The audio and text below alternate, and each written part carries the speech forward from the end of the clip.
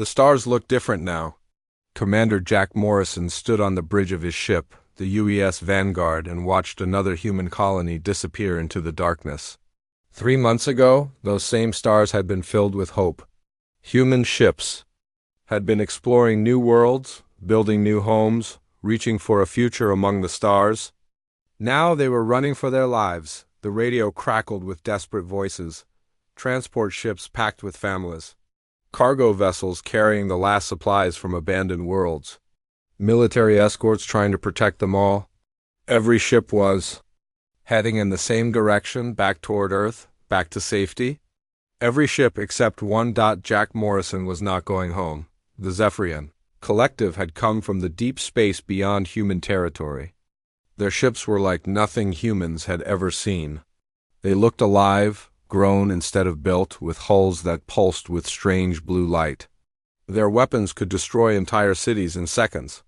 Their shields could stop anything humans threw at them. For 3 months, the aliens had swept through human space like a plague. World after world fell silent. Colony after colony went dark. The human fleet had tried to fight them at the beginning. It had been a disaster. Earth's best ships, humanity's finest crews, all destroyed in battles that lasted minutes. Now there was only retreat. Only survival. Only the hope that somehow, somewhere, someone would find a way to stop the unstoppable. Jack Morrison looked at the tactical display on his bridge.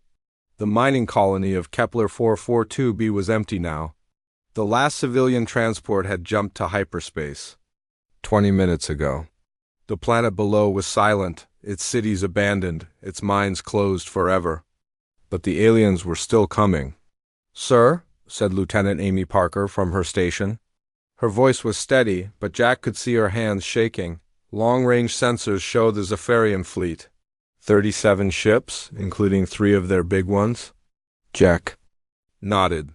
3 dreadnoughts, each one the size of a city. Each one capable of destroying his ship with a single shot. His destroyer, the Vanguard, was a good ship with a good crew. But it was just one ship against an entire alien army. "Time until they arrive?" Jack asked. 6 hours, sir, 6 hours. Jack looked around his bridge. 47 people served on his ship. 47 men and women who had followed him through 6 battles against the aliens. They had watched friends die. They had seen entire fleets destroyed. They knew what was coming. Captain Lisa Brooks walked up to him. She was his second in command, his oldest friend in the fleet. They had served together for 10 years. She knew him better than anyone. "Jack," she said quietly, "the evacuation is complete. We did our job. The civilian fleet is safe. We could still jump to hyperspace. We could still get out of here." Jack looked at her for a long moment. Then he looked at the tactical display again. The alien fleet was a red cloud on the screen, moving steadily toward them. Behind them, scattered across space, were the hyperspace trails of the civilian ships, families running for their lives. Children who just wanted to go home. "No," Jack said. "They'll follow the civilians." "Someone has to slow them down." Lisa stared at him. "Jack, you're talking about suicide. One ship against their entire fleet." "I'm talking about buying time," Jack replied. "Every minute we keep them here is another minute for those families to reach safety." The bridge fell silent. Everyone had heard them talking. Everyone knew what it meant. The crew of the Vanguard was not going home. They were going to die here. Alone, in the darkness between the stars. Engineer Danny Wells spoke up from his station. "Sir, if we overload the fusion reactors and time it right, we could take some of them with us." Jack looked at him. Danny was 23 years old. He had a wife back on Earth, a baby daughter he had never seen, and he was volunteering to die. "Anyone who wants to leave can take an escape pod," Jack announced to his crew. "No shame in it. You've all done your duty. You've all served with honor." Nobody moved. Not one person stood up. Not one person headed for the escape pods. Jack felt something break inside his chest. These people trusted him. They followed him. And now he was asking them to give their lives for strangers they would never meet. "Sir," said Communications Officer Rick Stone, "what do we tell Earth? What do we tell Command?" Jack thought about it. Earth was 12 light years away. By the time any message reached them, this battle would be over. The Vanguard would be destroyed. His crew would be dead. But maybe someone would remember. Maybe someone would understand. Tell them, Jack said slowly, that the crew of the Vanguard chose to fight. Tell them we held the line. The next few hours passed like a dream. The crew prepared for battle. They checked weapons, repaired damage from their last fight, said goodbye to families they would never see again. Some wrote letters they would never send. Others just sat quietly, thinking about home. Jack walked through his ship, talking to his people. Chef Tony Clark was in the galley, preparing one last meal for the crew. My grandmother's recipe, he said with a sad smile. If we're going to die, we might as well die with good food in our stomachs. In the medical bay, Dr. Susan Hayes was preparing for casualties. She had enough supplies for maybe 20 wounded. In 6 hours, she would have 47 dead. Why? Are we doing this, sir? Asked Ensign Kate Miller. She was the youngest person on the ship, barely 20 years old. Why aren't we running like everyone else? Jack looked at her. Because someone has to. Because if we don't, those families will die. Because sometimes doing the right thing means dying for it. Kate nodded slowly. She understood. They all understood. The alien fleet appeared on their screens exactly 6 hours later. Jack had never seen so many enemy ships in one place. They filled the darkness like a cloud of death, their bioluminescent hulls pulsing with that eerie blue light. The 3 dreadnoughts were massive beyond belief, each one a living weapon designed to destroy worlds. Incoming transmission, Rick Stone reported. The main screen flickered to life. A Zephyrian commander appeared, tall and angular, with 4 eyes that seemed to glow with their own light. When it spoke, its voice was like grinding metal. Human vessel, you are alone and outnumbered. Surrender now and your deaths will be swift. Jack stepped forward. I'm Commander Jack Morrison of the United Earth Defense Fleet. I'll give you one chance to turn around and leave this system. The alien made a sound like laughter. Amusing, one ship against our entire battle group. Your species truly is as primitive as we believed. Maybe, Jack replied. But we're also stubborn. The transmission ended. Jack turned to his crew. All hands battle stations. Kate, start broadcasting on all frequencies. I want every ship in this sector to hear what happens here. The used Vanguard turned toward the alien fleet. 1 small ship against 37. 1 human crew against an alien army. It should have been impossible. It should have been hopeless, but Jack Morrison had learned something in 3 months of running. Sometimes the most important battles were the ones you couldn't win. Sometimes the greatest victories came from the greatest sacrifices. Take us in, he ordered. The Vanguard accelerated toward the enemy fleet. Behind them, the empty colony world turned slowly in space. Ahead of them, death waited in the darkness, but Jack Morrison was not afraid. His crew was not afraid. They had chosen their path. They had chosen to fight. And in that choice, something greater than victory was born. The Zephyrian fleet moved through space like a pack of predators. Their ships were beautiful and terrible at the same time. Each vessel looked like it had been grown rather than built, with smooth curves and organic shapes that pulsed with that strange blue light. The smallest of their ships was twice the size of the Vanguard. The largest, their flagship called the Harvester, was like a floating city of death. Jack Morrison watched them approach on his tactical display. 37 ships arranged in a perfect hunting formation. They had done this many times before. Surrounded human ships, destroyed them piece by piece, then moved on to strip the planets below of everything useful.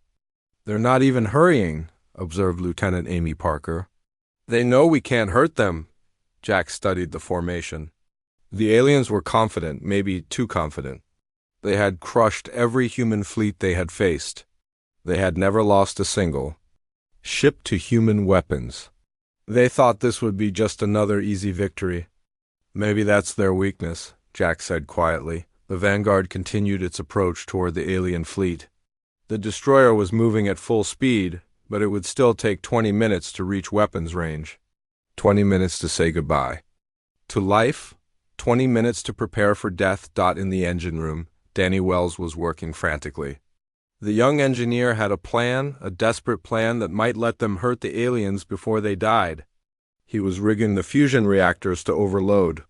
When they exploded, they would create a blast powerful enough to damage even Zephyrian shields. How long do we have?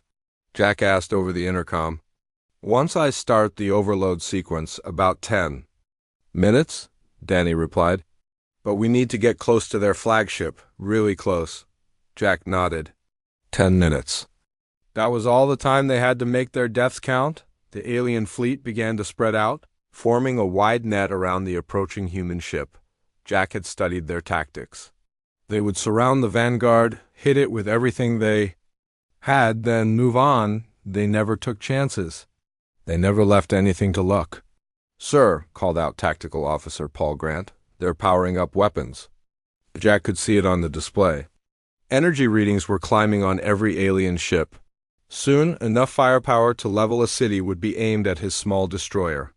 All hands, Jack announced over the ship's intercom. This is your captain. In 5 minutes, we're going to show these aliens what humans are made of. We're going to show them that Earth doesn't produce cowards. We're going to show them that some things are worth dying for. The crew responded with a cheer that echoed through the ship. These people were scared. They were far from home. They were about to die. But they were not broken, Chief Medical Officer. Susan Hayes was in the medical bay, preparing for the wounded. She knew there would not be many. This battle would be over quickly. But she did her job anyway, because that was what humans did. They kept working until the very end. Doctor, said Nurse Kevin Ross, do you think anyone will remember us? Susan looked at the young man. He was barely out of medical school. He should have been starting his career, maybe finding a wife, raising children. Instead, he was going to die in the darkness between stars. I think, Susan said slowly, that people will remember what we did here. Maybe not our names, but what we stood for. In the communication center, Rick Stone was broadcasting their final message to any human ship that might be listening. The signal was weak, but it would reach the outer colonies in a few hours. Maybe someone would hear it. Maybe someone would understand. This is Commander Jack Morrison of the UES Vanguard, the message began. We are engaging a superior alien force. At Kepler 442b, we do not expect to survive. But we want humanity to know that we fought. We want you to know that we held the line. We want you to know that Earth's children do not go quietly into the night. The first alien weapons fired when the Vanguard was still 2 million kilometers away. Beams of pure energy lanced through space, missing the small human ship by mere hundreds of meters. The aliens were testing their range, getting ready for the real attack. Jack felt the deck vibrate under his feet as the ship's engines pushed beyond their normal limits. The Vanguard was not the newest ship in the fleet. It was not the strongest, or the fastest, but it was his ship, and it was carrying his crew toward their final battle. Entering weapons range in 30 seconds, Paul Grant reported. Jack looked around his bridge. Amy Parker was at her station, monitoring the enemy fleet. Lisa Brooks was coordinating damage control teams. Rick Stone was still broadcasting their message. Everyone was doing their job, right up to the end. Fire everything we have, Jack ordered. The Vanguard's weapons came alive. Plasma torpedoes streaked through space toward the nearest alien cruiser. Railgun rounds followed, moving so fast they were invisible to the naked eye. The ship's laser batteries added their power to the assault. For a moment, Jack allowed himself to hope. Their weapons struck the alien ship's shields in a brilliant display of light and energy. The shields flickered, wavered, then held. The alien cruiser continued on its course undamaged. But then something unexpected happened. The alien ship's bioluminescent hull began to pulse faster. Its formation position shifted slightly. The creatures inside were surprised. They had felt the impact of human weapons for the first time. We got their attention, Lisa said with grim satisfaction. The alien response was immediate and devastating. Dozens of energy beams struck the Vanguard from all directions. The ship's shields lasted exactly 12 seconds before they failed completely. Then the real damage began. "Hull breach on Deck 4, reported Damage Control Chief Tony Clark. "We're losing atmosphere." "Port weapons array is offline," Paul Grant added. "Starboard array is at 50%. Jack held on to his command chair as the ship shuddered around him. The Vanguard was tough, but it was not built to fight an entire alien fleet. Every second they survived was a small miracle. "Engine room?" "To bridge," Danny's voice crackled over the intercom. "Fusion reactors are ready. Just give me the word." Jack looked at the tactical display. The alien flagship, the Harvester, was still 200,000 kilometers away. They needed to get closer, much closer, for the reactor overload to have any effect. "Not yet," Jack replied. "We need to get to that big ship first." Another wave of alien fire struck the Vanguard. This time, the entire ship rang like a bell. Emergency lights flickered on as main power failed. The smell of smoke and burning electronics filled the air. "Medical bay to bridge," Susan's voice was strained. "I've got 12 wounded down here. Some of them are bad." Jack closed his eyes for a moment. 12 people hurt, maybe dying, because of his decision to fight. But somewhere in space, 4,000 civilians were flying toward safety because of that same decision. "Keep us moving toward that flagship," Jack ordered. "All power to engines." The Vanguard surged forward, deeper into the alien formation. Enemy ships surrounded them now, pouring fire into the small human destroyer from every direction. It was like flying into the heart of a storm made of death and energy. "Sir," Amy Parker called out, "something's happening to the big ship." "It's powering up some kind of weapon." Jack looked at the display. The Harvester was beginning to glow brighter. Energy readings were climbing to levels he had never seen before. Whatever weapon it was charging, it was powerful enough to destroy planets. "How long until it fires?" Jack asked. "Unknown, sir. But the energy buildup is accelerating." Jack realized with cold certainty what was happening. The aliens were preparing to use their superweapon on the civilian fleet. They were going to hunt down those 4,000 refugees and destroy them.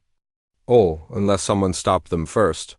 "Danny," Jack said into the intercom, "how close do we need to be for maximum effect?" "Right on top of them, sir." Jack looked at his dying ship, his wounded crew, his impossible situation. Then he looked at the alien flagship growing larger on the screen. "Then that's where we're going," he said. The Vanguard was dying. Jack Morrison could feel it in every vibration of the deck, every flicker of the emergency lights, every alarm that screamed through the corridors. His ship had taken more damage than any vessel should be able to survive. But somehow, impossibly, they were still flying. "Hull breach on Deck 7, Tony Clark reported from Damage Control. "We've lost the port torpedo bay, sealing emergency bulkheads now." Jack nodded grimly. They were losing pieces of the ship with every alien attack. The Vanguard looked like it had been through a meat grinder. Sections of hull plating were gone, weapon systems were offline. Life support was failing on 3 decks, but they were still moving toward the alien flagship. The Harvester loomed larger on the main screen with each passing second. The massive alien ship was like a living mountain, its bioluminescent hull pulsing faster as it charged its terrible weapon. Jack could see the energy building up in its core, a growing ball of destruction that would soon be unleashed on the civilian fleet. "Time to weapon discharge?" Jack asked. Amy Parker checked her instruments. 15 minutes, sir, maybe less." 15 minutes. The civilian transports were still within range of the alien superweapon. They would not reach safety for another hour. If that weapon fired, 4,000 people would die in an instant. "Engine room to bridge," Danny's voice crackled over the damaged intercom. "Fusion reactors are at 80% overload. I can push them higher, but we're running out of time." Jack looked at the tactical display. The Harvester was still 50,000 kilometers away. At their current speed, damaged as they were, it would take them 12 minutes to reach the flagship. 3 minutes too long. All power to engines," Jack ordered. "Strip power from everything else?" Life support, artificial gravity, everything. Sir, Lisa Brooks protested, without life support, the crew will start passing out in minutes. Then, we better make this quick, Jack replied. The Vanguard surged forward as every available amp of power flowed to the engines. The artificial gravity cut out, sending loose objects floating through the air. The lights dimmed to almost nothing. The air recyclers stopped working, but they were moving faster now. Much faster. The alien ships around them seemed surprised by the sudden acceleration. Their formations shifted, trying to intercept the charging human destroyer. More energy beams lanced through space, striking the Vanguard's hull with devastating force. Direct hit to the bridge, Paul Grant called out, as sparks flew from his console. Forward shields are completely gone. Jack felt the ship shudder as another section of hull was blown away. Through the smoke and emergency lighting, he could see his crew still at their stations. Amy Parker had a cut on her forehead, but she was still monitoring the enemy fleet. Rick Stone was slumped over his communications console, unconscious but breathing. Medical bay to bridge, Susan's voice was strained. I've got 23 wounded now, some of them won't make it. 23 people hurt because of his decision to fight. But 4,000 people were still alive because of that same decision. Jack had to believe it was worth it. Sir, Amy Parker said, the alien flagship is changing course. It's trying to get away from us. Jack looked at the display. The Harvester was indeed moving, slowly turning to present its heavily armored side to the approaching human ship. The aliens had finally realized what Jack was planning to do. They're scared, Lisa said with grim satisfaction. They know we're going to ram them. The alien commander appeared on the main screen again. This time, there was no arrogance in its four eyes. There was something that might have been fear. Human. Vessel, you will cease this attack immediately, it demanded. You cannot hope to damage our flagship. Jack stepped forward, his uniform torn and bloody from the battle. Watch me. The transmission cut off. Jack turned to his crew. All hands, brace for impact. It's been an honor serving with you. The Vanguard continued its desperate charge toward the alien flagship. Enemy ships swarmed around them like angry insects, pouring fire into the small human destroyer. But Jack's crew kept fighting back. The remaining weapons fired continuously, striking alien hulls, causing damage where there should have been none. 30,000 kilometers, Amy reported. The Harvester's weapon was almost ready to fire. Jack could see the energy ball in its core growing brighter, more unstable. When it discharged, it would create a beam of pure destruction that could reach across star systems. 20,000 kilometers. More sections of the Vanguard were blown away. The ship was more holes than hull now, but the engines were still running. The reactor overload was still building. 10,000 kilometers. Jack could see individual features on the alien flagship's hull, weapon ports, sensor arrays. What might have been windows or viewing ports. The ship was so large it filled the entire screen. Danny, Jack called into the intercom, how are those reactors? Critical mass in 30 seconds, came the reply. But sir, we need to be right on top of them. The explosion has to breach their hull. Jack looked at the distance. Reading 8,000 kilometers. Still too far for maximum effect. But they were running out of time, and the ship was falling apart around them. Bridge to all hands, Jack announced. This is it. This is our moment.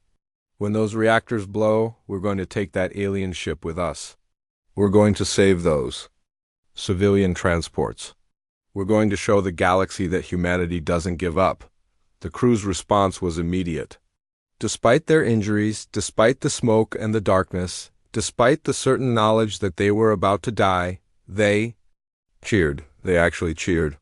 5,000 kilometers, Amy reported. The Harvester's weapons were all turning toward them now.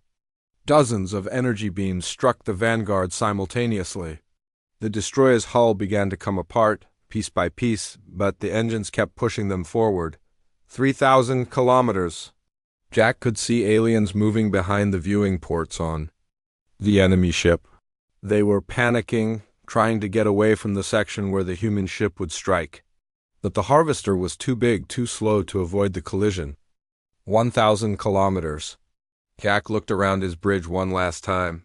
Half his crew was unconscious or dead. The other half was still fighting, still doing their jobs right up to the end. These people had followed him into hell without hesitation.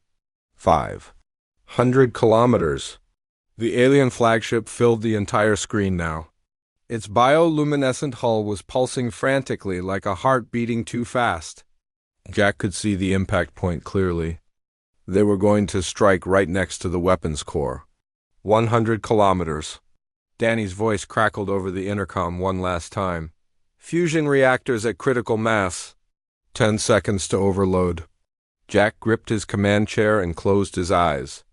In his mind, he could see the civilian transports still flying toward safety. Families huddled together in cargo holds. Children sleeping in their mothers' arms. People who would live because his crew had chosen to die. 5 seconds. The Vanguard struck the Harvester's hull at full speed. The impact drove the small human ship deep into the alien flagship's bio-armor. For a moment, time seemed to stop. Then the fusion reactors exploded. The blast was like the birth of a new star. Energy equivalent to a nuclear weapon detonated inside the alien ship's hull. The explosion tore through deck after deck, destroying weapon systems, power conduits, and the superweapons core. The Harvester's hull cracked like an egg. Atmosphere and alien bodies were sucked out into space. The great ship began to break apart. Its bioluminescent glow fading to darkness. Both ships died together in the cold vacuum of space.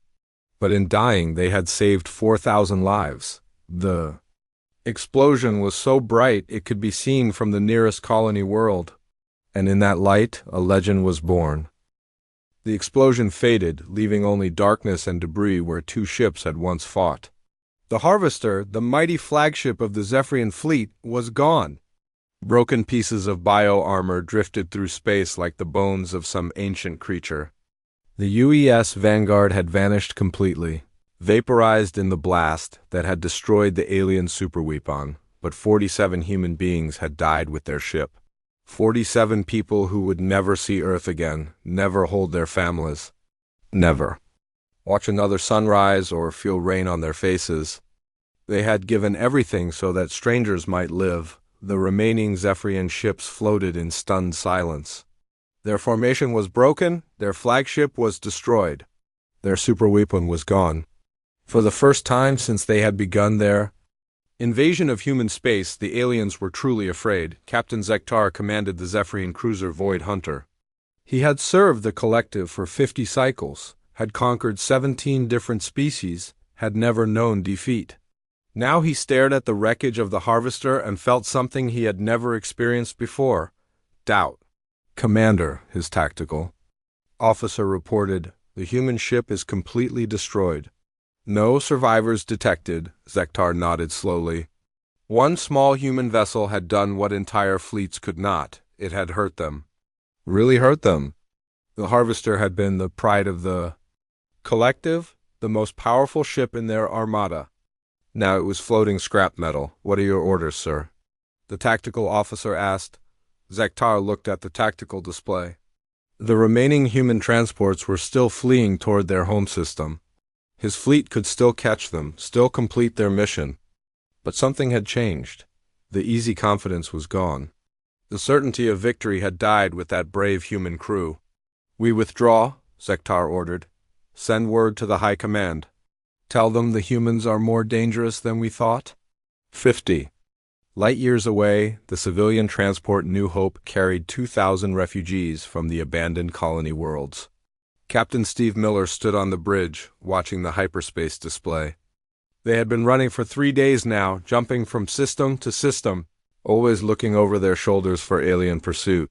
Sir, his communications officer reported, we're receiving a transmission. It's from the Kepler system. Steve frowned. That's impossible. Kepler was evacuated days ago. The message began to play. Jack Morrison's voice filled the bridge, calm and steady despite the chaos of battle around him. This is Commander Jack Morrison of the UES Vanguard. We are engaging a superior alien force at Kepler 442b. We do not expect to survive, but we want humanity to know that we fought. We want you to know that we held the line. We want you to know that Earth's children do not go quietly into the night." The bridge fell silent. Steve felt tears running down his face. Behind him, his crew stood in shocked silence. Everyone knew what that message meant. The Vanguard was gone. Jack Morrison was dead. But they were alive because of his sacrifice. "Sir," the communications officer said quietly, "what should we do?" Steve wiped his eyes and straightened his shoulders. "Send that message to every human ship in the fleet. Send it to Earth Command. Send it to every colony still standing. Everyone needs to hear this." The message spread through human space like wildfire. Within hours, every ship, every colony, every outpost had heard Jack Morrison's final words. The reaction was immediate and powerful. On the colony world of New Austin, Governor Bill Carter called an emergency session of the Planetary Council. They had been preparing to surrender when the alien fleet arrived. Now everything had changed. "Ladies and gentlemen," Carter addressed the packed council chamber, "we've all heard the message from the Vanguard. One ship and 47 people held back an entire alien fleet. They died so that others might live. The question before us is simple. Do we surrender, or do we follow their example?" The vote was unanimous. New Austin would fight on the mining. Station Series Base, Administrator Carol White gathered her 300 workers in the main assembly hall. These were tough people, men and women who spent their lives digging precious metals out of asteroids. They knew hard work, and they knew sacrifice. "We've got word that an alien fleet is heading this way," Carol announced. "They'll be here in 2 days. Command says we should evacuate. But I'm thinking about Commander Morrison and his crew.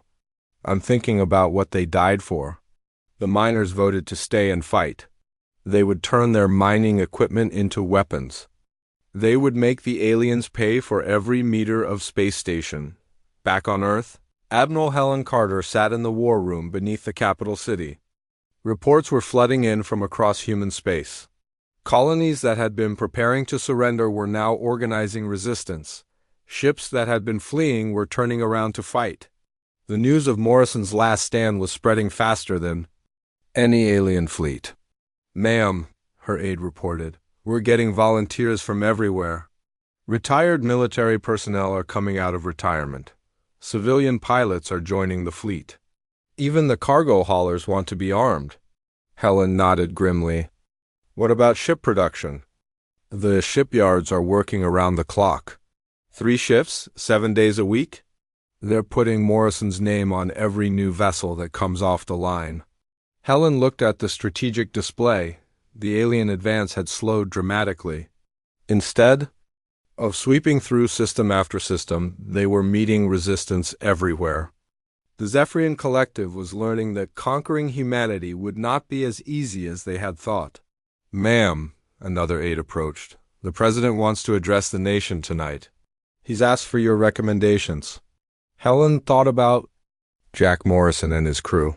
47 people who had changed the course of a war by refusing to give up. Tell him to remind everyone what we're fighting for. Tell him to remind them that humanity doesn't surrender. 3 months after the Battle of Kepler 442b, the war had transformed completely. The Zephyrian advance had stalled. Their fleets were facing determined resistance at every turn. Worlds that should have fallen in days were holding out for weeks. Ships that should have surrendered were fighting to the death. Lieutenant Commander Mary Johnson stood on the bridge of the UES Jack Morrison, humanity's newest and most advanced destroyer. The ship was leading a task force of 12 vessels toward the Zephyrian-held system of Proxima. It would be their first major offensive operation since the war began. "Ma'am," her tactical officer reported, "enemy fleet detected. 21 ships, including 2 of their heavy cruisers." Mary smiled grimly. 3 months ago, those odds would have meant certain defeat. Now they just meant a tough fight. Signal the fleet. Attack formation Morrison. Let's show these aliens what we learned from our best teacher. The human task force charged forward. Their ships were faster now, better armed, with crews trained in the desperate tactics that Jack Morrison had pioneered. They hit the alien formation like a hammer. concentrating all their firepower on single targets. Using their speed and determination to overcome superior technology, the Battle of Proxima lasted 6 hours. When it was over, the human fleet had lost 4 ships, but the Zephyrian force was completely destroyed. The aliens were retreating from human space for the first time since the war began. On Earth, the news was met with celebration, but in the quiet moments after the cheering died down, people remembered the price that had been paid. They remembered a commander named Jack Morrison and 46 others who had died alone in the darkness so that humanity might have a chance to fight back. In the military academies, cadets studied the Battle of Kepler 442b. They learned about courage under fire, about sacrifice for others, about the moment when one person's choice can change the course of history. And in every human ship that sailed between the stars there was a small plaque near the captain's chair. It read simply, "Remember the Vanguard, remember Morrison." The legend was growing. 3 years had passed since the Battle of Kepler 442b. The war between humanity and the Zephyrian Collective was finally ending, but not the way anyone had expected when it began. The aliens who had once swept through human space like an unstoppable force were now retreating on all fronts. Their empire was crumbling. Admiral Helen Carter stood on the bridge of the UES Earth's Pride, humanity's largest and most powerful battleship.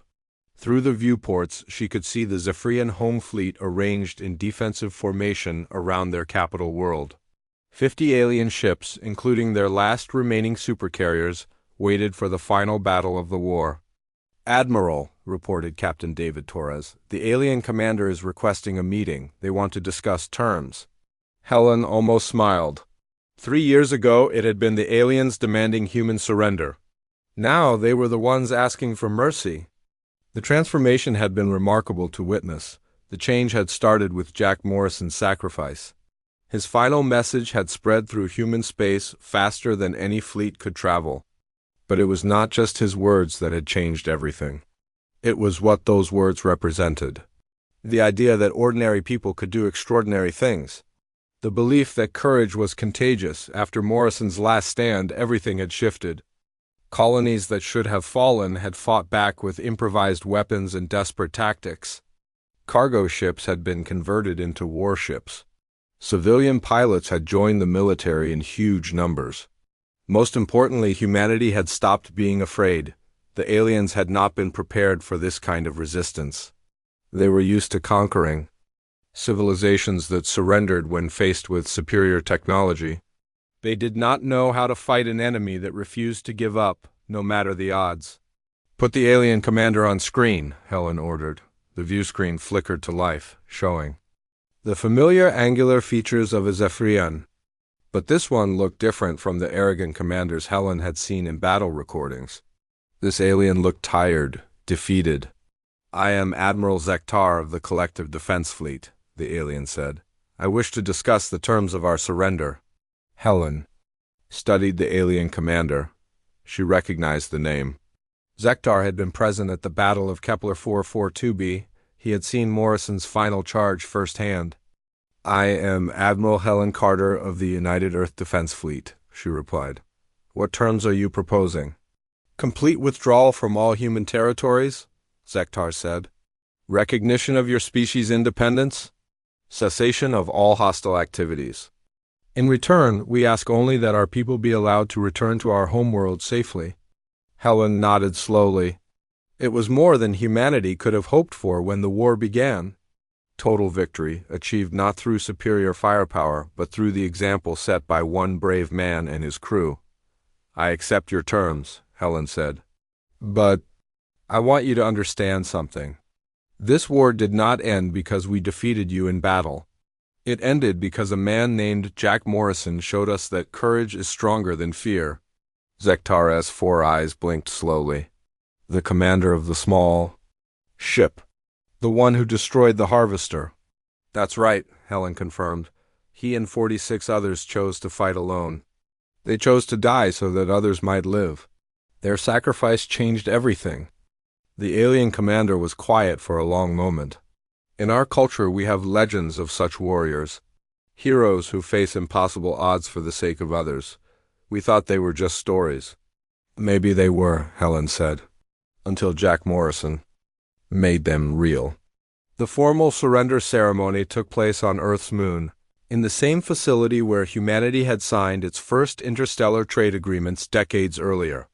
Representatives from dozens of species attended, many of them former subjects of the Zephyrian Collective who had rebelled after hearing about humanity's resistance. General Lisa Brooks, former captain of the Vanguard and now one of Earth's highest-ranking military officers. Read the names of the 47 crew members who had died at Kepler 442b. Each name was followed by a moment of silence. When she reached Jack Morrison's name, the silence lasted longer. These people died alone in the darkness between stars. Lisa said to the assembled crowd, but their sacrifice lit a fire that spread across the galaxy. They showed us that one person's choice can change the course of history. In the audience sat Amy Parker, now a captain herself. She had survived the battle by being unconscious in the medical bay when the escape pods were launched. She was one of only 3 survivors from the Vanguard, and she carried the memory of that final day with her always. After the ceremony, Amy walked to the memorial wall that had been built to honor the war's dead. At the center was a bronze plaque, with an image of the UES Vanguard and the names of its crew. Below it were the words Jack Morrison had spoken in his final message. Earth's children do not go quietly into the night. Still miss them, said a voice behind her. Amy turned to see Danny Wells, another survivor from the Vanguard. He was older now, with gray in his hair and lines around his eyes, but he still carried himself like the young engineer who had rigged the fusion reactors for their final charge. Every day, Amy replied. Sometimes I wonder what Jack would think about all this, about how his sacrifice changed the war. Danny looked at the memorial. I think he would be proud. Not of the fame or the monuments, but of the lives that were saved. That's what mattered to him. They stood together in comfortable silence, 2 survivors remembering friends who had chosen to die for strangers. Around them, people from dozens of worlds came to pay their respects to the crew of the Vanguard. The impact of Morrison's sacrifice had spread far beyond humanity. Throughout the galaxy, the story was told of the small ship that had charged an entire alien fleet. It had become a symbol of resistance against oppression, of the power of individuals to make a difference on the former Zephyrian world of Kepler Prime. A statue had been erected showing a human figure standing alone against impossible odds. The inscription read, "To all who choose to fight when fighting seems hopeless."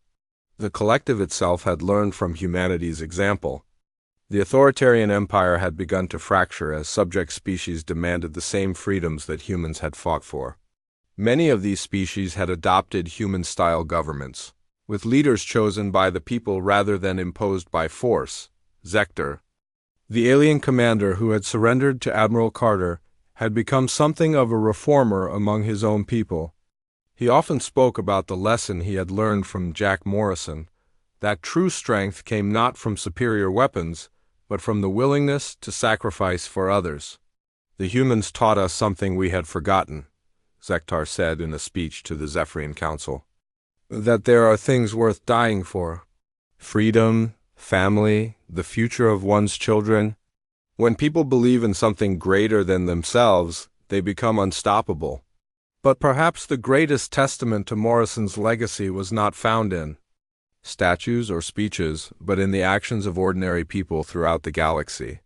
When the mining colony of Beta Centauri was threatened by pirates, the colonists chose to fight rather than surrender.